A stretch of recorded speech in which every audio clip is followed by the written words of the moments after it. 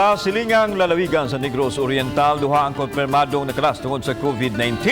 Karong adlaw, Samtang City Councilor ug duha ka buwan nga masuso nagpositibo usab sa COVID-19 kagahapong adlaw. Ang report ni Chelo Baliana.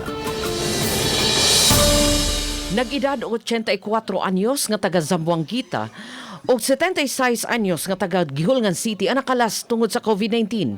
Kabahin sila sa 29 nga nagpositibo sa lalawigan sa Negros Oriental nga gipahibaw karong adlaw. Lakip sa nagpositibo ang 12 kakawani sa Guihulngan District Hospital ug mga kawani sa City Hall. Magtutudlo og ang 5 anyos nga batang lalaki suma sa Provincial Health Office. Subay niini, 63 na sa kinatibuk ang kaso sa Guihulngan City. 51 ang active cases. Siyam ang naaayo, 3 ang nakalas. Tungod niini, misaka na sa 361 ang kinatibuk ang kaso sa COVID-19 sa Negros Oriental. 136 na ang active cases.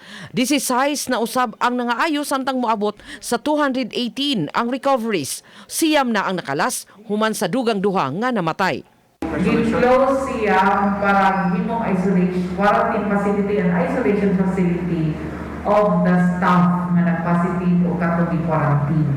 Samtang gipahibaw sa Provincial Health Office, kagahapong adlaw nga lakip sa nagpositibo ang 73 anyos nga babaeng City Councilor sa Guihulngan. Lakip sa nagpositibo ang duha pa ka buwan nga masuso nga anak sa kawani sa City Hall.